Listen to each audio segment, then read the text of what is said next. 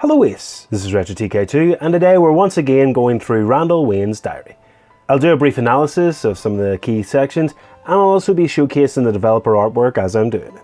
So let's get stuck in. December 12th. Lydia has all the imagination that her mother lacks. Shannon has been worried and angry for a few days. I can tell that she is upset with me. She's upset with him. Now it's unclear whether Shannon knows that anything's happening here. She's probably just upset with him because Randy hasn't been there.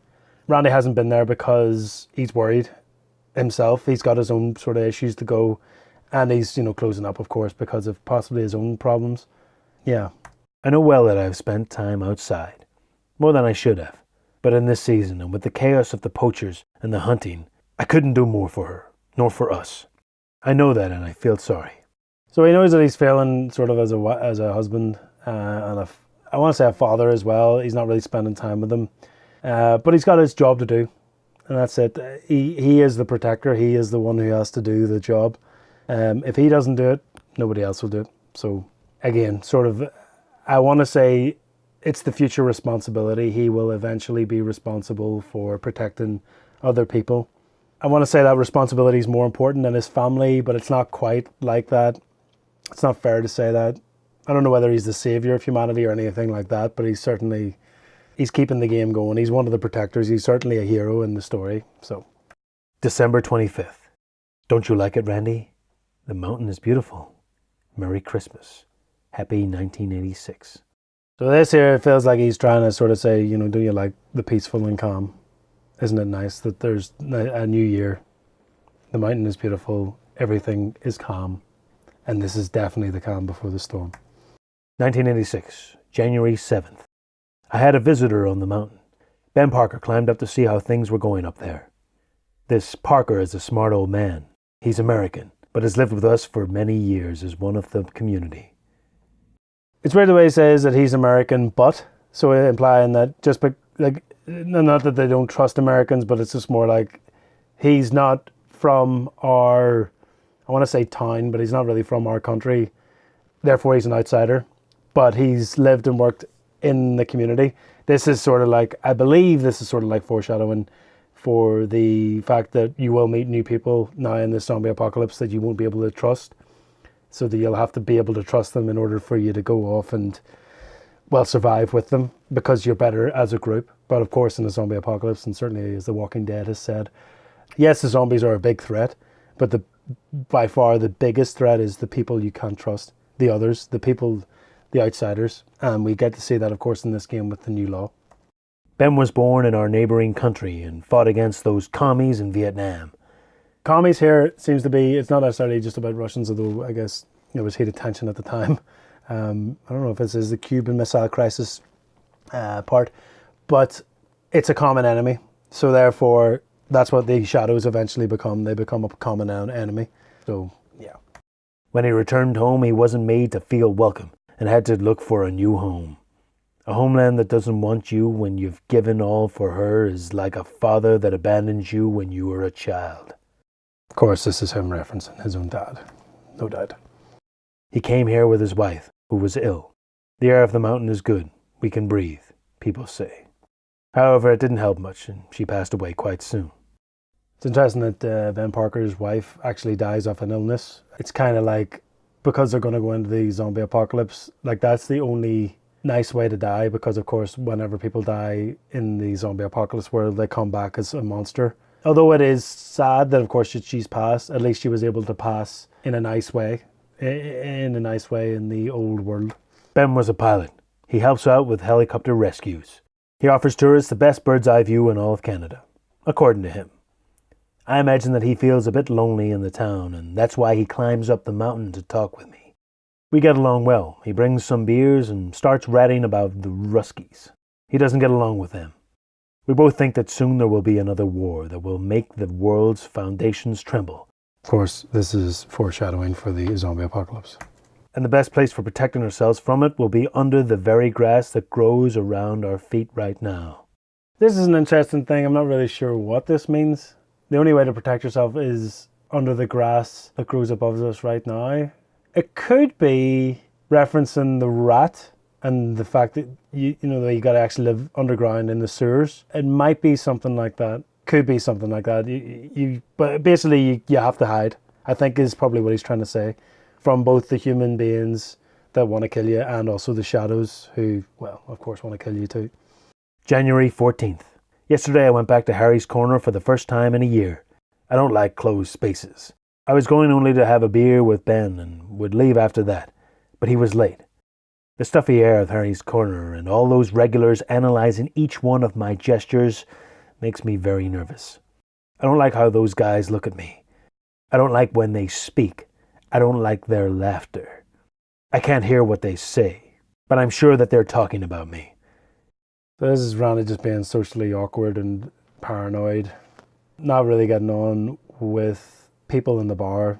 I want to call them, it's more like people who aren't in the know. Innocent people who are going to be affected, who just don't know, well, the danger that's about to come.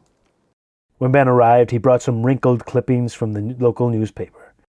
He remains concerned with the attacks in the forest. What does he want me to say? I can't do anything. But Ben stands his ground, because the best we can do is organize for some people of the town to go out to the mountains to chase the bears.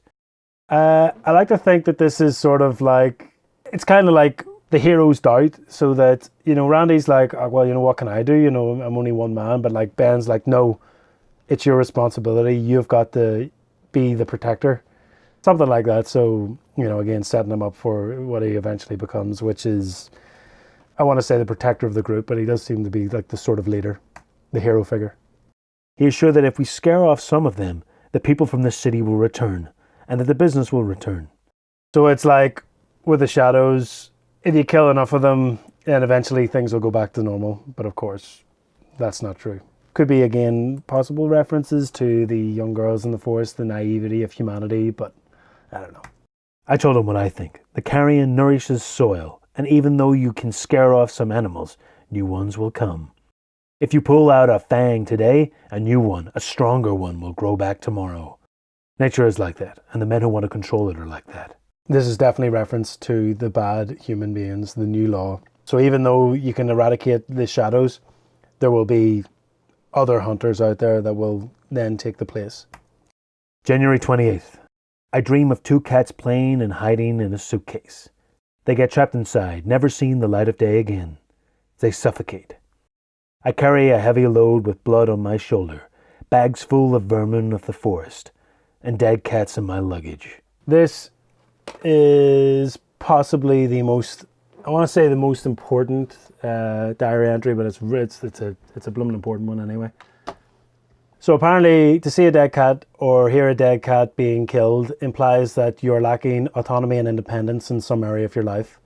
Alternately, the dream means that you are refusing to recognize your feminine power. Dreaming of a cat without a body or any legs symbolizes limited independence. So I don't know if the writers actually knew this. I'm going to assume that they probably did. But the two cats must represent Shannon and Lydia.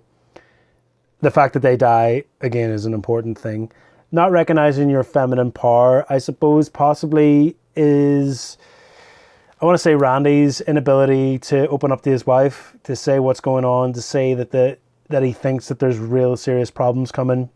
Could also be his inability to be sociable with the people in the town. And suffocation in the dream means this dream may indicate that you feel emotionally overwhelmed by a situation that causes you anxiety. You may feel unable to cope.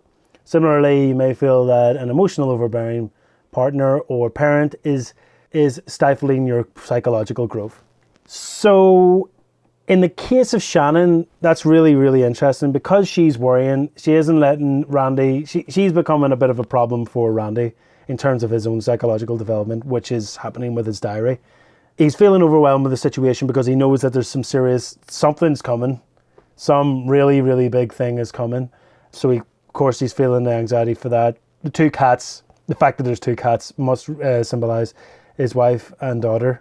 So he carries a heavy load with blood on his shoulder, probably implying that he's going to have to kill. That he's going to have the deaths of people on his shoulders. So the weight of the world will be on his shoulder, essentially. Again, symbolising responsibility and an inability to cope. So bag's full of vermin of the forest, so he's going to have to kill the people. And dead cats in my luggage is interesting as well. I don't know whether he's... Because I remember at the end of the game, certainly with the ending that I got, spoiler alert by the way, but I know that at the end of the game, Shannon and Lydia died because Shannon wanted Randy to kill them. So it's kind of like, luggage of course is baggage, so it's an emotional baggage. And the fact that they're dead and that he killed them, is it an emotional baggage for that? It's something like that. It feels something like that. And that feels like a pretty good place to leave it there, yes. So yeah, rate, comment, subscribe, yes. I hope you're enjoying this diary entry stuff again. I'm enjoying it too. I like dissecting this story behind it. You can email me at retrotk2@gmail.com to tell me your thoughts on it. Thank you for watching this, and I'll see you in the next video.